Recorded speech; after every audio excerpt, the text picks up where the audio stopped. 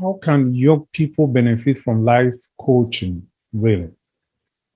Okay, I think we actually discussed that already, Mr. Yeah. Peters, but I'm just going to, it's helping them to develop their self-confidence. That's number one. There's this group of youth I used to work with, and I still do. I do career coaching with them, trying to help them to find their own path before they go into college, matching their skills, what they want to do in future. Do you get it? Because a lot of people, even adults, are still confused about it. Making a decision about your life journey is a very important one.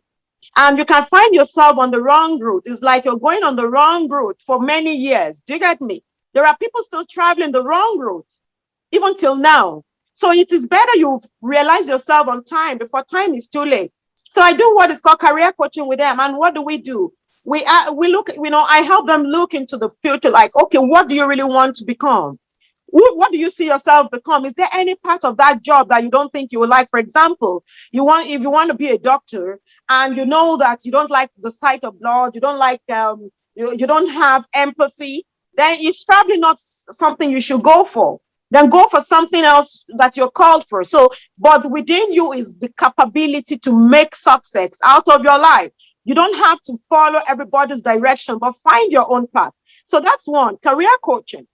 The second one is confidence building, leadership skills, ability. You see, one of the things missing when you have children and young people that are always following the crowd is probably they don't have a leadership skill to be able to say, my life is what I make out of it. And it doesn't matter what people think about me. Being able to stand on their own.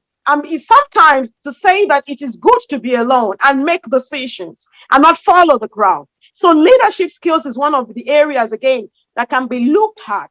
So making decisions and being able to stand it, taking actions, learning how to focus, learning how to commit to things. Then also is, we talk about the self-esteem issue. So a lot of them are suffering from low self-esteem. So we want to get behind it. What's causing your low self-esteem? Why?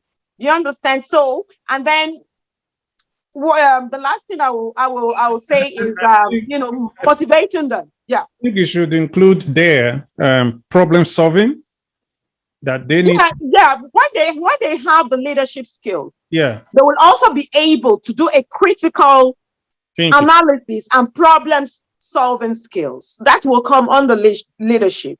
And then they should also have effective communication. Absolutely. If you are not a good communicator, you can't be a leader. Yeah. So yeah, I get what you're saying is when you talk about problem solving for young people, people need to know that when there is a problem, we need to solve it. We should not just melt down saying, "Oh, there's a problem. How am I going to deal with it?" And well, I didn't cause the problem, so I'm going to react negatively. That is when, again, you look onto yourself and bring out the hero, the leadership qualities in you to solve that problem. So absolutely. It's a challenge. If when and yeah, this is what I really want you to talk to. The parents when they say, "Well, our children are violent. They're violent because they were provoked." What do you think parents who have that kind of mindset?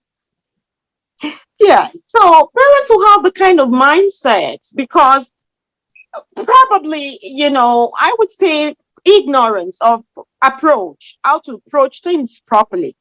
So in that situation, what I will say the communal approach will be to sit the parents down and also the young people, and also be able to teach them how to approach issues. I have seen the way a lot of parents even relate to themselves. There's a lot of issues. I have been in minority groups that there is constant fighting and agitation amongst them. People cannot settle down and make decisions and work together without conflict. So, and if they can't even manage conflict among themselves, and you're thinking they'll be able to manage conflicts, arising when these young people are interacting, they're watching what we are doing. So are we positive role models to them? So that means that we actually need to, first of all, work on ourselves to be able to walk to help them. So that's why we talk about the positive role modeling. So I am not going to say those parents, you see, you can only act within your own knowledge, what you know. You cannot walk outside your own knowledge. So I would just say to them that it's just their own understanding. But people can help them challenge that same understanding that they have, and they start thinking the other way as well. Because you get my point. So it's about exposing them and letting them know there are other ways to solve the problem.